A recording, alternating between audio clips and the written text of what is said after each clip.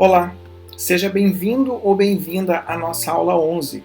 Nessa aula nós vamos dar continuidade à abordagem comportamental da administração, nesse caso a segunda abordagem, e vamos falar, portanto, sobre a teoria do desenvolvimento organizacional. Essa teoria está muito ligada àquela teoria que nós vimos anteriormente, que é a teoria comportamental da administração, tá certo? E a ênfase aqui não deixa de ser as pessoas, tá? As pessoas também são a ênfase principal dessa teoria, mas com uma abordagem voltada também para o indivíduo, para os grupos que eles estão inseridos, para a organização e para o seu ambiente no qual a organização está inserida. A gente vai ver aqui várias teorias que tratam dessa constelação, digamos assim, de abordagens que a teoria do desenvolvimento organizacional traz para a gente, tá certo?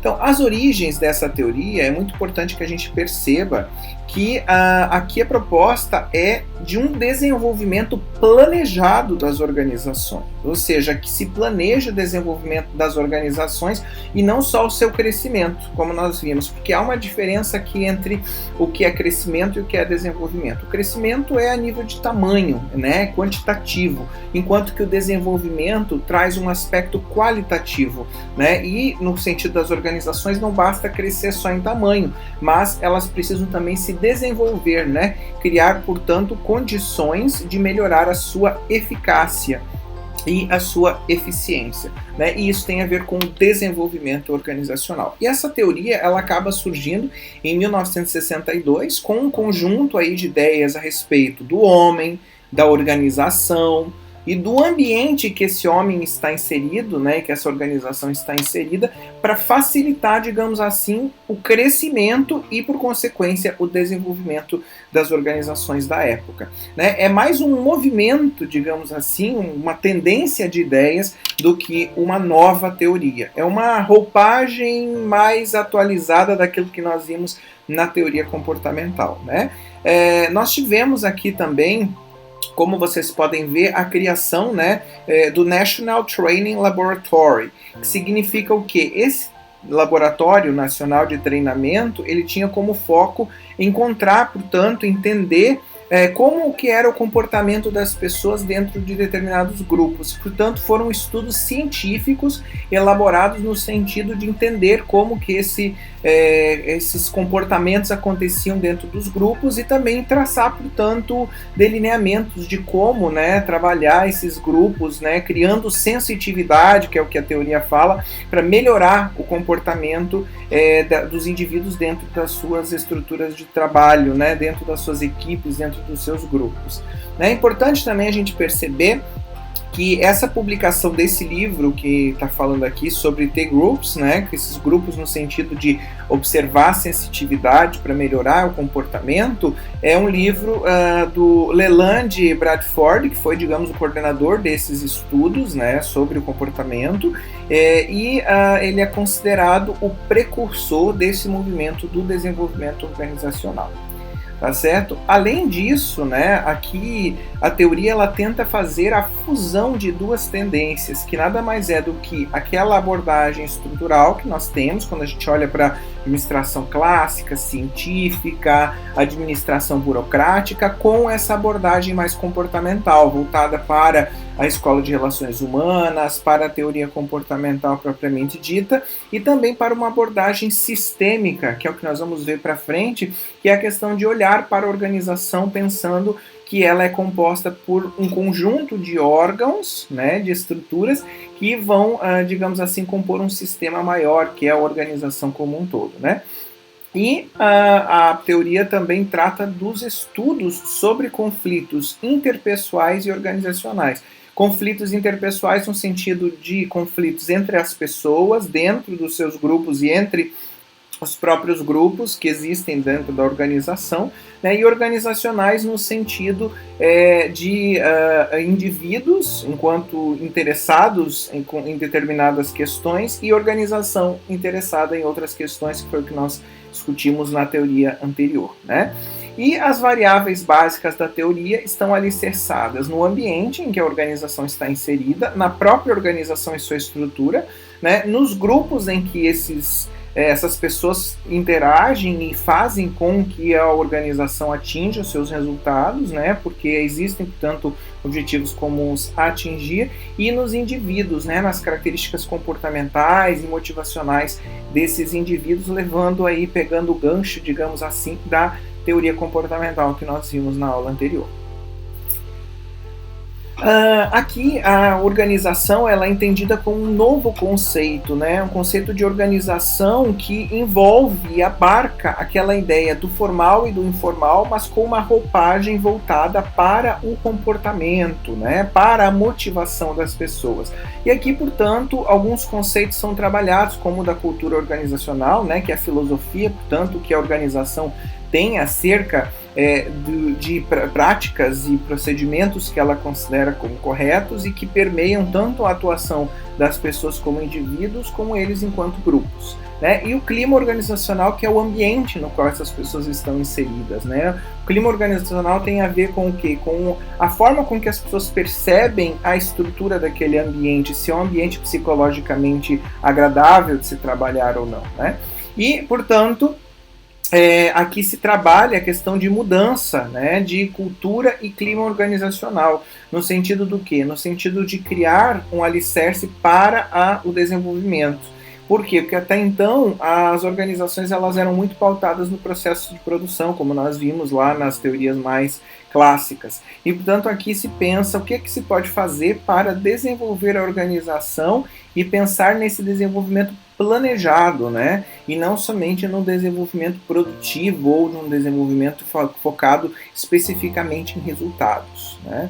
E aí nós temos o conceito de mudança, que aqui é trabalhado, né? O conceito de mudança ele passa por uma ideia de algo que se tem antes e uma alteração daquele status quo, daquela situação que se vivenciava até então. E, portanto, a mudança ela tem essa característica de romper, né, algumas tendências ou algumas ideias que estavam ali alicerçadas e congeladas dentro da organização.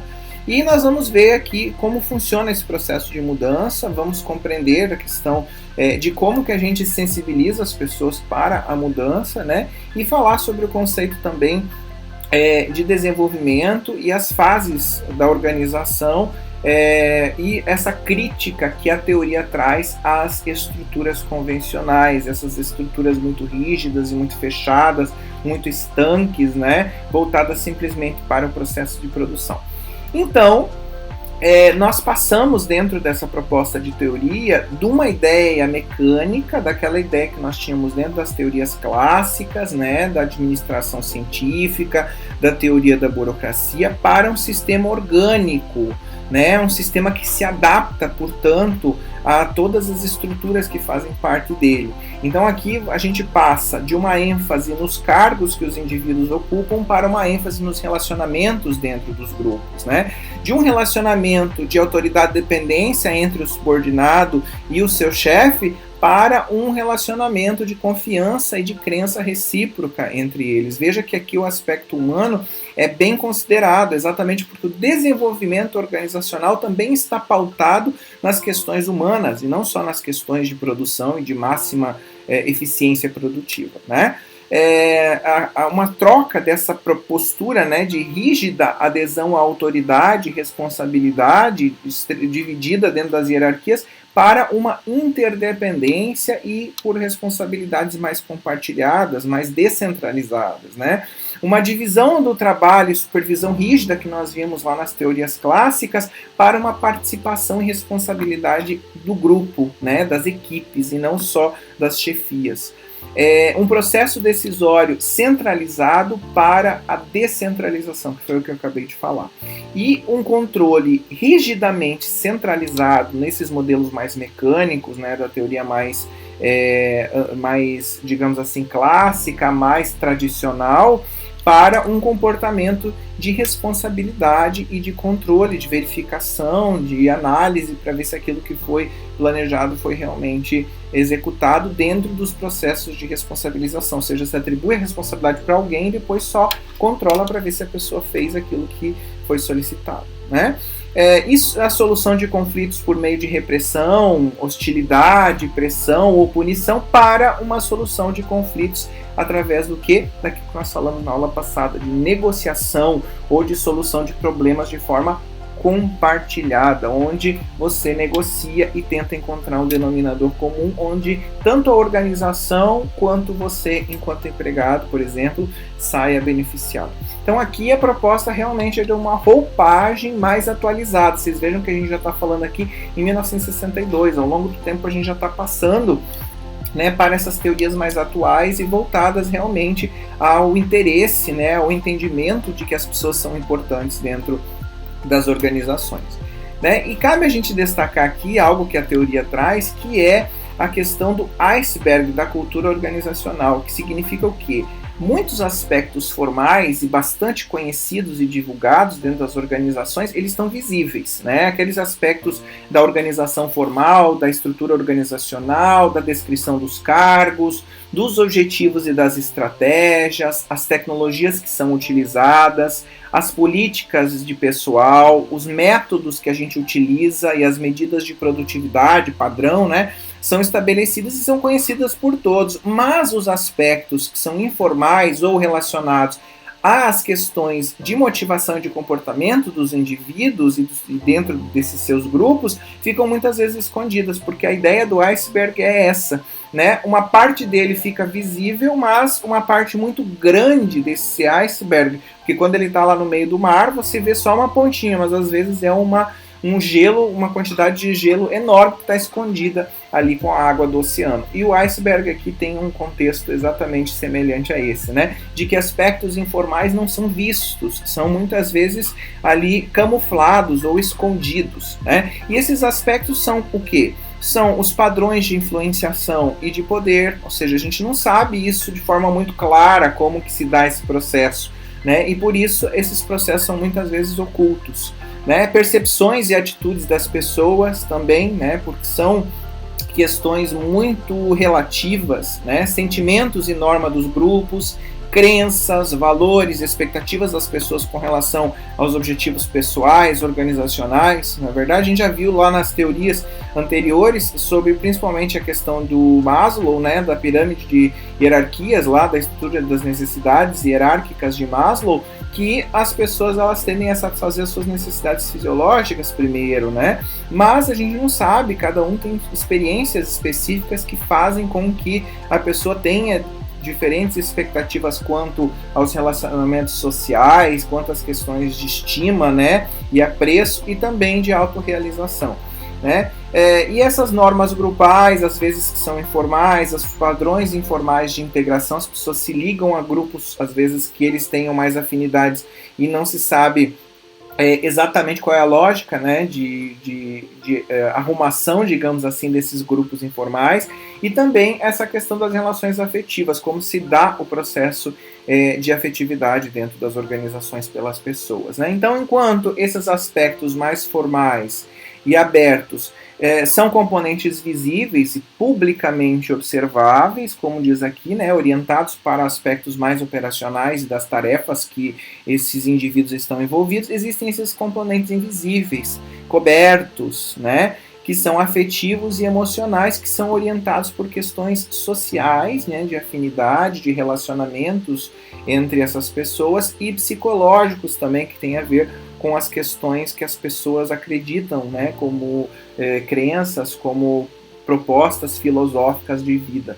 Então, isso é importante a gente perceber que tem muita coisa dentro das organizações que não é tão claro como se imaginava lá nas teorias clássicas. E aqui esse iceberg mostra isso pra gente, que tem muitos aspectos que são ocultos dentro da organização, mas que também provocam, ou refletem no desenvolvimento aí das organizações. E aí, com isso, levando em consideração tudo isso que nós falamos, as empresas, para que elas possam se desenvolver, elas precisam, a partir dos contextos da atualidade, se adaptar às mudanças, sejam as mudanças organizacionais, aquelas mudanças internas, quanto as mudanças ambientais, aquelas variáveis, portanto, que estão lá fora e que ela não tem controle, mas que se ela não se adaptar, essa organização, infelizmente, vai ter problemas. E o processo de mudança, ele é um processo que basicamente se constitui de 3 etapas, né? O descongelamento, né? Onde você olha para aquelas velhas ideias, aquelas velhas práticas, né? Que são, digamos assim, amolecidas, derretidas, abandonadas, né, e desaprendidas, para que nós possamos implantar uma proposta de mudança que significa criar identificação com aquelas novas ideias, práticas que vão ser aprendidas pelas pessoas que fazem parte da organização, e que as pessoas também acreditem que aquela mudança é necessária porque vai trazer desenvolvimento organizacional, vai trazer melhoria nas condições de trabalho, para nós chegarmos numa estrutura de recongelamento dessas novas práticas, né? Dessas novas ideias que são incorporadas de forma definitiva no comportamento das pessoas, né? Mas para isso as pessoas precisam perceber que há um suporte daquela ideia, que aquela ideia nova ou aquela prática nova se mantém e é um benefício para a organização. E, portanto, esse suporte, essa manutenção dessa nova ideia acaba trazendo o reforço de que é necessário manter esse novo padrão e abandonar aquelas velhas ideias. E é assim que funciona o processo de mudança dentro das organizações. Mas vejam aqui que para que haja identificação, né, e internalização de uma proposta de mudança, é necessário, segundo a teoria, que hajam alguns agentes de mudança. E essas pessoas se formam através de grupos, e esses grupos são treinados para agirem através do comportamento enquanto agentes de mudança. Tá? E é isso que a teoria também apresenta.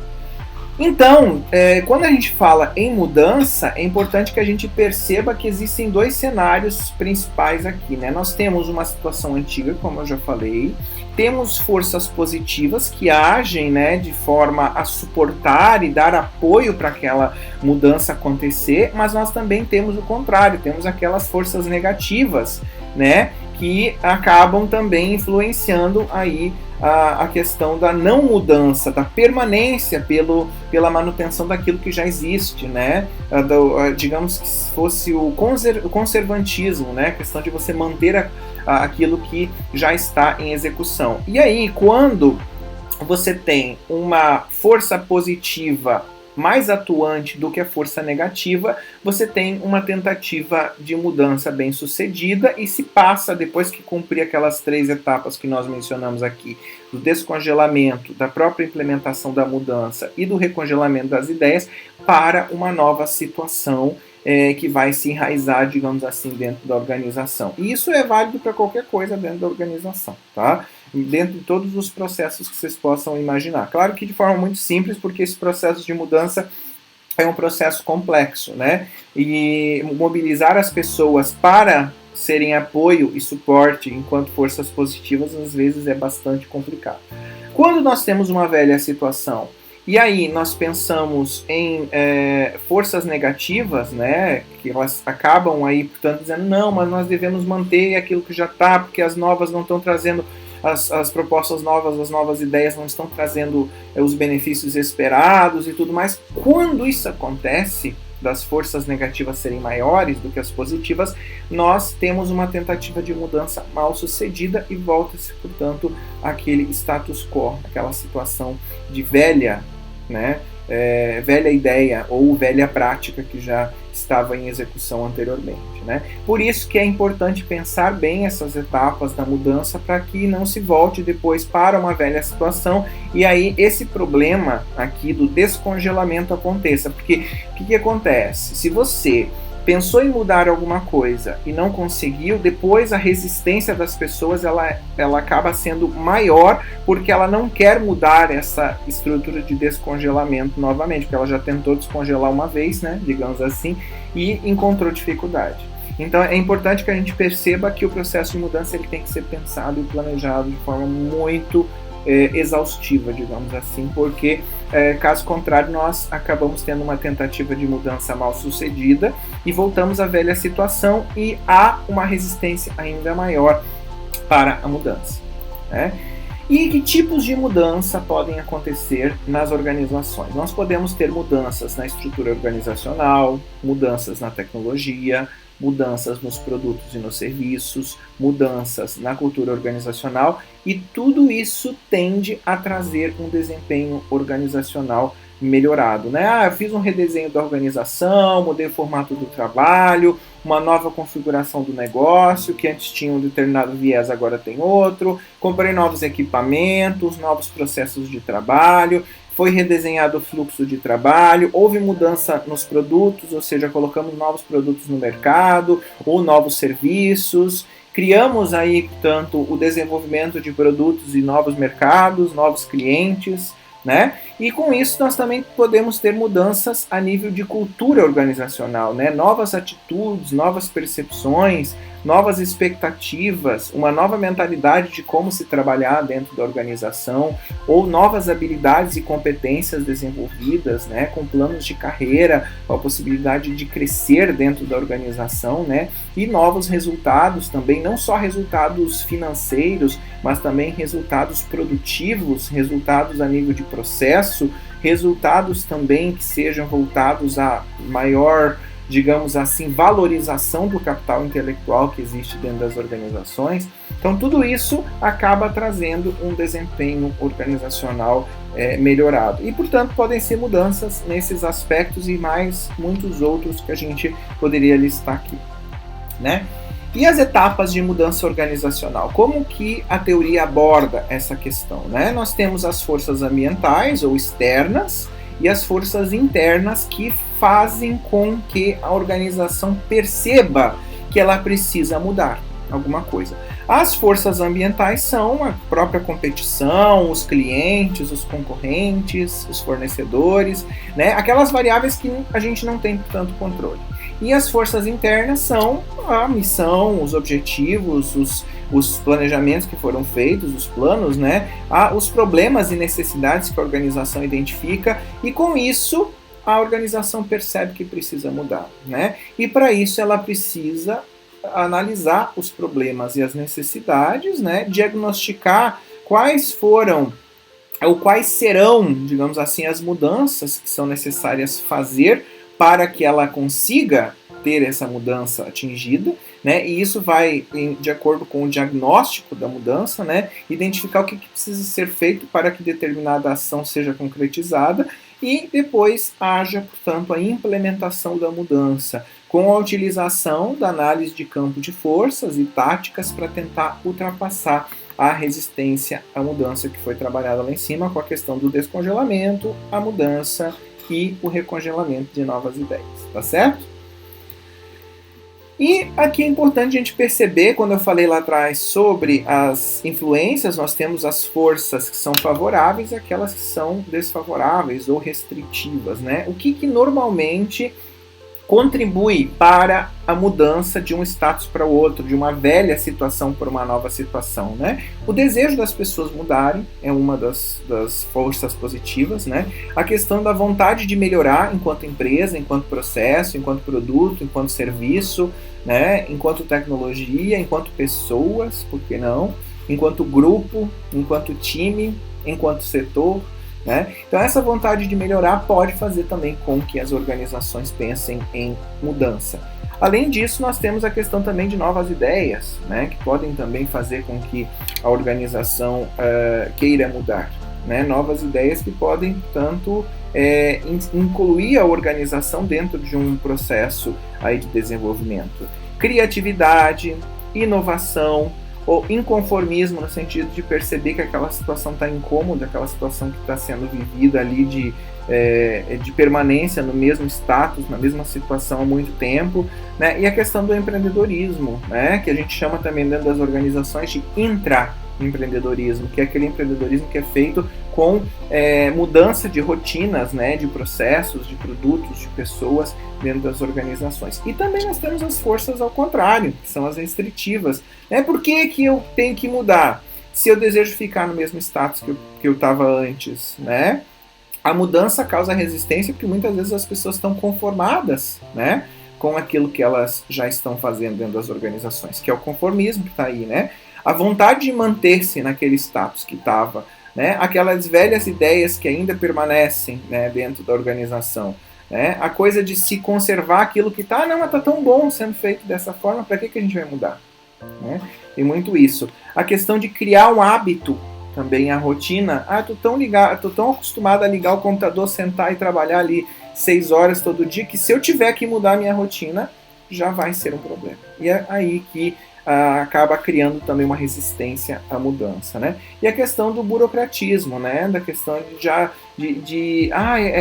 nós precisamos mudar, mas para isso a gente precisa seguir essa etapa, aquela outra, e às vezes aparecem 20, 30 etapas no meio do caminho para conseguir mudar, além da resistência a mudanças, né? Ou seja, procedimentos burocráticos, protocolos que precisam ser seguidos, o que acaba também emperrando, digamos assim, o processo de mudança organizacional. Né? Então, aqui se tem nitidamente dentro dessa teoria uma mudança dos valores organizacionais que estavam alicerçados lá na teoria tradicional como uma avaliação negativa das pessoas, uma visão do homem como um ser definitivo e não um ser em crescimento, em construção, né? Da não aceitação das diferenças individuais, da ênfase nos cargos e não nas pessoas, de uma supressão da expressão de sentimentos, as pessoas sendo tratadas como apêndices da máquina, como a gente viu, né? O uso de máscara e representação, no sentido das pessoas muitas vezes driblarem os sentimentos reais delas para satisfazerem as necessidades das chefias ou das organizações, no sentido de manterem um emprego, que isso eu comentei também, né? O uso do status para manter o poder e o prestígio, né? E também manter a pressão, né? E a coação das pessoas. Desconfiança em relação às pessoas. Lembram que a gente falou lá que a teoria X, por exemplo, abordava o indivíduo como indolente, preguiçoso, sem vontade de trabalhar, né? Fuga à aceitação de riscos, né? Ou seja, para que eu vou mudar? Para que eu vou correr risco se eu estou tão conveniente, estou tão tranquilo em permanecer como eu estou, né? E ênfase na competição entre as pessoas, né? No sentido do que quem produz mais ganha mais benefícios, né? O homem econômico, que nem a gente via anteriormente. E aqui, nessa teoria do desenvolvimento organizacional, os valores eles mudam, né? As pessoas são vistas como seres humanos, né? O homem como um ser em crescimento, não é um ser acabado, que já está definido, ele pode aprender, pode, portanto, se desenvolver, se qualificar e treinar para melhorar o seu comportamento dentro dos grupos nos quais ele está inserido. Né? Aceitação e utilização das diferenças individuais, ou seja, as pessoas são tratadas como indivíduos e não simplesmente como número dentro das organizações, dentro dos seus grupos, né? Eles têm voz e voto, como a gente diz. Visão do indivíduo como uma personalidade, ou seja, ele é dotado de personalidade, de sentimentos, às vezes ele está motivado, às vezes não está, ele tem um comportamento relacionado a essa motivação ou não. Né? Então isso é possível identificar aqui dentro. Possibilidade de expressão dos sentimentos, né? As pessoas têm, portanto, a possibilidade de mostrar aquilo que sentem, aquilo que estão pensando, tanto a nível organizacional quanto a nível pessoal, a nível do grupo, dos times que fazem parte. Né? Adoção de um comportamento autêntico, ou seja, não precisa, portanto, ficar ali puxando o saco do chefe simplesmente no sentido de agradá-lo, mas dizer para ele: chefe, podemos ter uma conversa franca? Isso aqui não está muito bom, precisamos ajustar aqui. Né? Ou seja, ter uma conversa, portanto, sem usar máscara, sem ficar atuando, né? A dramaturgia aí, né? Nas empresas acaba dando lugar para uma proposta de comportamento autêntico, de uma pessoa que prega ou pratica a verdade no ambiente organizacional. Uso do status para atingir objetivos organizacionais e não simplesmente só para manter o poder e o prestígio, né? Confiança nas pessoas, as pessoas não são indolentes, preguiçosas, não têm vontade de trabalhar. As pessoas, a gente tem que confiar nelas, afinal de contas elas são um recurso fundamental dentro das organizações, e a teoria deixa muito claro isso, né? Desejo e aceitação de riscos, né? Riscos calculados, obviamente, mas aceitam-se os riscos dentro da estrutura de planejamento que foi feito, né? E ênfase na colaboração entre as pessoas, como nós vimos anteriormente na teoria comportamental. Né? Então, quando a gente fala em características e objetivos do desenvolvimento organizacional, a partir dessa mudança de paradigmas e de valores que nós especificamos, né, a análise DO do desenvolvimento organizacional, ela foca na organização como um todo. Olha para a organização, para o ambiente, para os indivíduos, para os grupos que fazem parte dessa organização. Tanto trabalha desde a estrutura até as relações informais que existem dentro das empresas. Né? A orientação ela é sistêmica, porque olha para a organização como um sistema composto aí por diferentes órgãos, diferentes estruturas, diferentes representatividades dentro da organização. Né? E o DO tem aqui uma proposta de agente de mudança. Né? Essas pessoas são treinadas, né, capacitadas para serem agentes de disseminação e de mudança para o desenvolvimento organizacional, e não só para o crescimento organizacional. Né? E a aprendizagem ela é experiencial, ou seja, ela é baseada na experiência, né? Ela é baseada em conhecimento científico, ela não é baseada só no empirismo, na ideia que as pessoas têm que fazer alguma coisa, mas é baseada em dados, em fatos, né? Em informações que são passadas. O processo de grupo e desenvolvimento de equipes, ou seja, os grupos e as equipes são ouvidas, né? A partir das suas angústias e das suas estruturas, eles também fazem parte do processo de decisão. A retroação tem a ver com a questão de, dentro dos grupos e as discussões que são providas, os feedbacks são repassados para a gestão e a gestão ajusta o plano no sentido de fazer com que a organização se desenvolva e todos saiam em harmonia, em equilíbrio, em benefício a partir dessa retroação. Né? E a orientação, como falei anteriormente, ela é contingencial no sentido situacional, depende da situação, determinadas práticas ou determinadas posturas são revistas ou refeitas, porque a mudança organizacional é, digamos assim, o ponto foco dessa teoria. O desenvolvimento de equipes, no sentido de dar voz e voto para essas equipes, e o enfoque interativo, né? Interativo no sentido do quê? No sentido da interação entre as pessoas, os relacionamentos entre elas e da qualidade da sinergia que é capaz de se criar a partir da interação entre elas e não dos trabalhos isolados que cada um faz. Né? E os objetivos a partir dessas características é a criação de um senso de identidade, ou da famigerada, que eu já falei aqui, né, da cultura organizacional, né, que haja uma filosofia organizacional onde todos partilham de ideias, né, de um desenvolvimento de espírito de equipe, no sentido de que trabalham todos para atingir fins pessoais, mas também para fins daquele grupo e fins organizacionais, e aprimoramento da percepção comum, ou seja, da cooperação, da importância de perceber como é importante estar fazendo trabalho em coletivo, gerando, portanto, maior benefício, tanto para quem está ali naquela equipe, quanto para a organização. Então, a proposta do DO é basicamente essa. Né? E o processo, como que se dá o desenvolvimento organizacional?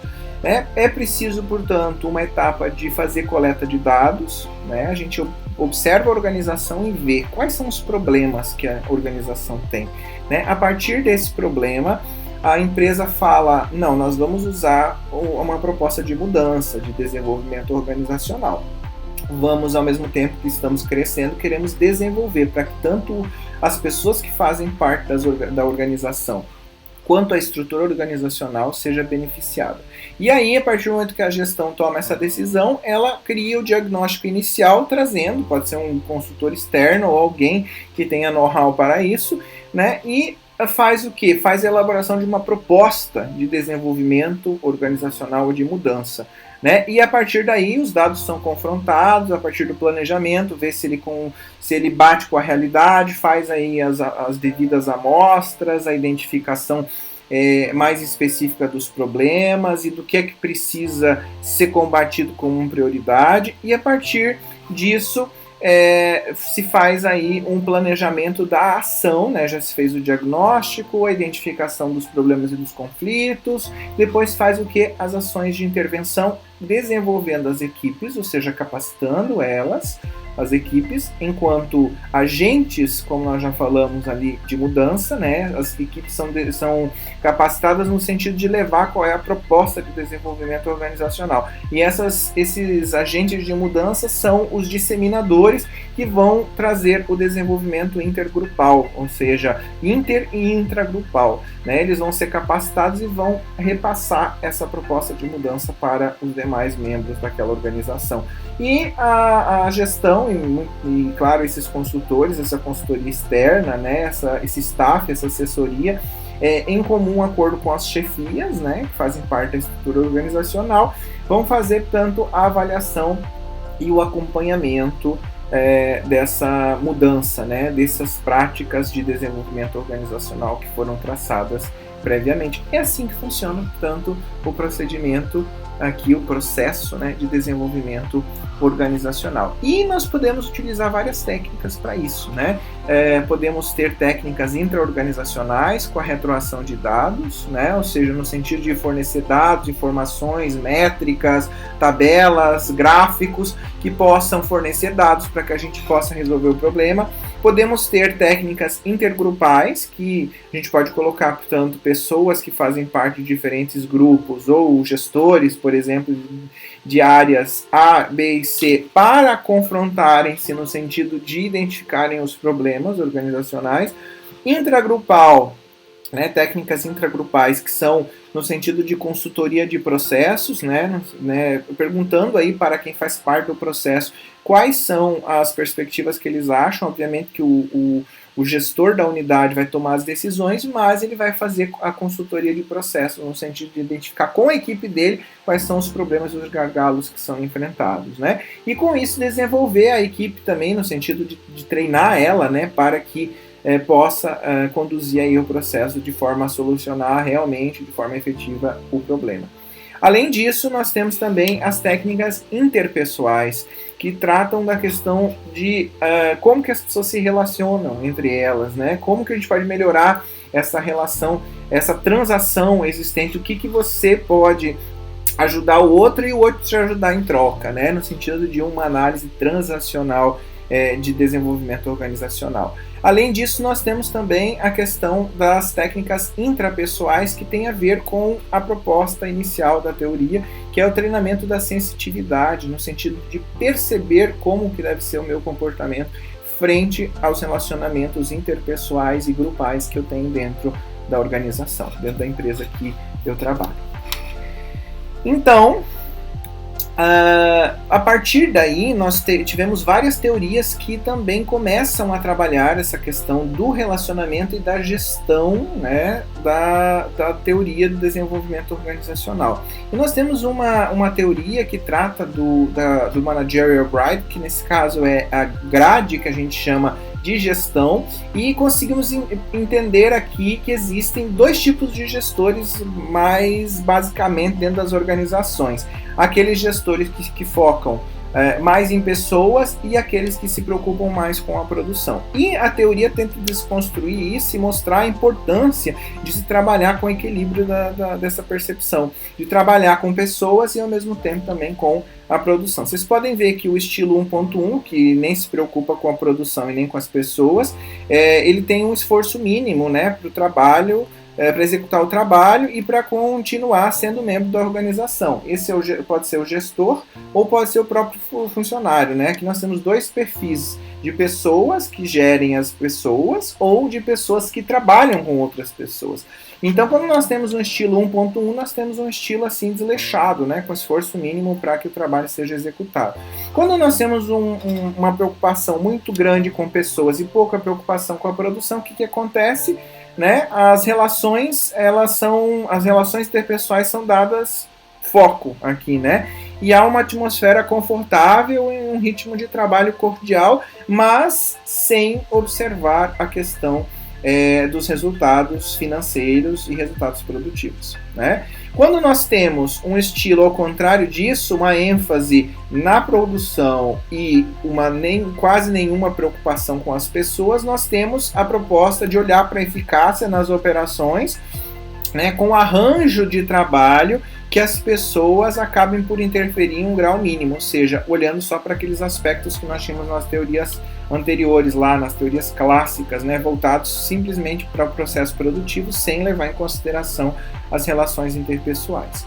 Já quando nós passamos para um estilo de alta preocupação com pessoas e também de alta preocupação com a produção, que é o desejável, mas confesso para vocês que conseguir encontrar, portanto, o equilíbrio disso é bastante complexo, né? Que seria a realização dos trabalhos com pessoas comprometidas, com confiança, com respeito, mas há também uma interdependência de interesses comuns produtivos a nível do objetivo da organização de produzir mais e ter mais lucro, obviamente, porque as organizações privadas têm essa finalidade, né? Então há aqui, portanto, um denominador comum. Mas tem também aqueles que ficam no meio termo, né?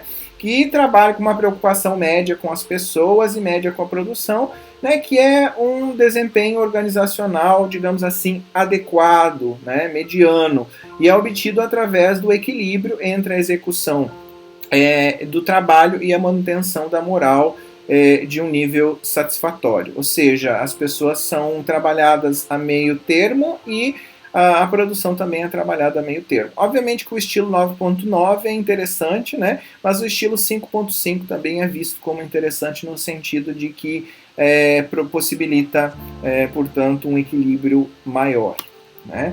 A partir desses estilos aqui, a gente já vai ver que a teoria 3D, né, vai mostrar para a gente que existem perfis de liderança a partir, ou de gestão, né, a partir desses estilos que nós identificamos aqui. Né? A teoria 3D do Redin fala o seguinte, que os gestores eles têm que ter habilidades gerenciais básicas, né? Eles têm que conseguir, portanto, ter sensitividade situacional, ou seja, perceber a situação e entender o que o contexto exige, né? Flexibilidade de estilo, no sentido de se adaptar às diferentes mudanças e usar lá desde o estilo autocrático até o estilo democrático, até o autocrático benevolente, né, até o cooperativo, né, e, portanto, saber, transitar por esses diferentes estilos de liderança, né, e tem que ter destreza de gerência situacional, ou seja, perceber os problemas e agir, portanto, de acordo aí com as necessidades de forma tempestiva, satisfazer ou resolver o problema de forma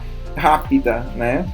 Além disso, nós temos também a questão de duas perspectivas aqui que o Redin traz, que é do gerente eficiente e do gerente eficaz, né? O eficiente ele faz as coisas de maneira certa, né? Resolve os problemas, cuida dos recursos, cumpre o seu dever, reduz os custos, ou seja, a diferença entre eficiência e eficácia resume-se que fazer as coisas de forma eficiente tem a ver com redução de custos, um equilíbrio entre custo versus benefício, né? Ou fazer as coisas da forma que é para se fazer. Porém, o eficaz é fazer aquilo que precisa ser feito, né? As coisas que são certas a se fazer e produzir alternativas criativas, otimizar a utilização dos recursos, obter resultados e aumentar os lucros por consequência, né? E não simplesmente só reduzir por si só os custos organizacionais, né? É uma relação de custo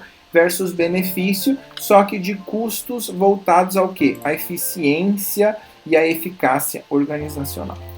Né? E a partir daquela grade que nós vimos anteriormente, nós temos aqui os diferentes tipos de gestores. Né? Aquele gestor que conduz as coisas de forma separada, quando ele dá ênfase em nenhum dos aspectos, né? Ou seja, ele não dá ênfase nem nas relações interpessoais, nem nas tarefas ou na produção. Né? Então ele trabalha de forma isolada ou separada. Temos aquele gerente que dá muito foco para as relações, ou gestor, né? E pouca orientação ou pouco foco nas tarefas. E aí nós temos o gerente que ele é relacionado, ele se dá bem com todo mundo, né? Porque ele não cobra nada e tem um relacionamento interpessoal muito valoroso. E nós temos aquele que é o que não dá foco nas relações, mas que dá foco para a produção, para a eficiência produtiva. E aí ele é considerado o gestor ou o gerente dedicado, né? Ou seja, aquele que quer cumprir meta, que quer cumprir os objetivos organizacionais. E temos o ideal, né? Que seria o ideal, que é aquele que dá ênfase para as relações e também para as tarefas, que seria aquele integrado, que tanto olha para os objetivos organizacionais a nível financeiro, né, e de custo versus benefício, quanto para as relações interpessoais entre os grupos de trabalho e os indivíduos, tá certo? Então aqui fica, portanto, aqui algumas observações sobre os perfis de gestão a partir da análise que foi feita, né? Além disso, pessoal, é importante a gente comentar aqui um pouco sobre a apreciação crítica dessa teoria, né? Essa teoria não é, como eu sempre digo, as teorias elas não são flores, né? Nem tudo são flores. Aqui é importante a gente perceber que existem alguns aspectos que são criticados dentro dessa teoria, né? Principalmente alguns mitos que trazem esse aspecto mágico, que DO resolve todos os problemas das organizações. Não é bem assim, né? Então, o DO acaba delimitando, né, o uso da sensitividade, das relações entre as pessoas, como sendo áreas de desenvolvimento organizacional, mas, na verdade, isso já era tratado dentro da psicologia e o desenvolvimento organizacional absorve isso da psicologia. Então, a gente não está falando de algo novo ou de uma coisa que já não se estava discutindo naquela época, porque tanto é que na teoria comportamental a gente já vê a influência da psicologia de forma muito presente, né, na teoria administrativa, né? Também a questão da resistência à pesquisa convencional, né? Tem autores dizendo que a teoria era difícil de medir os métodos científicos, sendo que a própria teoria se baseia na ciência, né? Para trabalhar com os grupos dentro de laboratórios, para identificar os comportamentos desse grupo e a sensitividade que esse grupo tem para se relacionar com outras pessoas dentro das organizações, né? O comportamento organizacional começa a ser estudado dentro de um laboratório. Então, não é a teoria não pode dizer, os críticos aqui não podem dizer que está faltando embasamento científico, porque na verdade isso era uma das críticas que a gente via presente nas outras teorias. Isso aqui é muito prescritivo, traça muito receita, mas será que isso aqui é real mesmo? Será que isso aqui é o que acontece dentro das organizações? Ou seja, só traçava métodos e técnicas de como se trabalhar determinadas situações dentro das organizações de forma empírica, muitas vezes sem embasamento científico. Aqui não, aqui se estuda o comportamento com base em laboratório, com base em ciência, né? Aqui também uma crítica que é muito grande feita ainda nesse primeiro aspecto é que se fala que novas técnicas que facilitam a mudança são relativamente antigas, né? Advindas aí da própria teoria comportamental e tomadas com uma roupagem moderna aí da teoria comportamental, mas na verdade muito já existia na época da teoria do desenvolvimento organizacional. Muita coisa ela bebeu da psicologia e também, portanto, aí da teoria comportamental prévia a ela, né? Alguns resultados também são questionáveis, né? Porque, não, usou DO vai ser tudo perfeito. Não é bem assim, né? Essa questão do aumento da eficácia, né, organizacional a partir da utilização do desenvolvimento organizacional é também questionável em alguns casos, tanto é que não se tem embasamento científico muito aprofundado acerca dos resultados aí da utilização do desenvolvimento organizacional, da teoria, dos métodos, né, que são aqui postos, né, ou se vocês quiserem também chamar do movimento, né, na questão de melhoria da eficiência e da eficácia organizacional, né?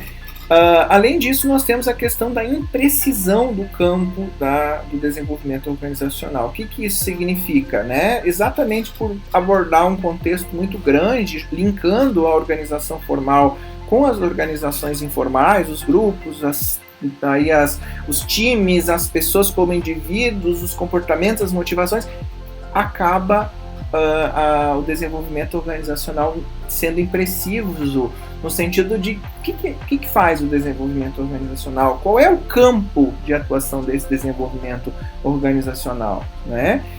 E por ele falar aí sobre motivação, comportamento, habilidades sociais, de relacionamento, acaba sendo difícil delimitar o que é DO, o que é desenvolvimento organizacional, e o que vem de outras áreas, o que vem da psicologia, o que vem da própria administração, o que vem aí, portanto, da política e de outras áreas, né?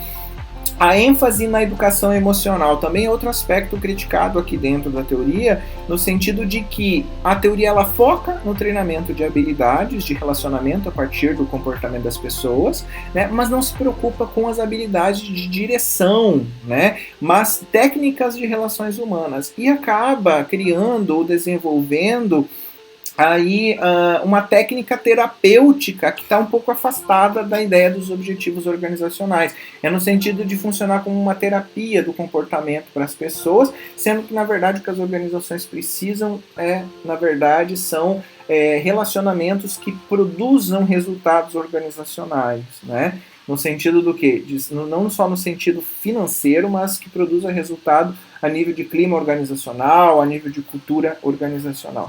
Né? E também, por fim, nós temos alguns problemas de aplicações distorcidas do desenvolvimento organizacional. Né? Algumas aplicações baseadas no sentido de melhorar o status e a promoção social dos proprietários, dos donos, dos administradores das empresas, né, acabaram mostrando uma imagem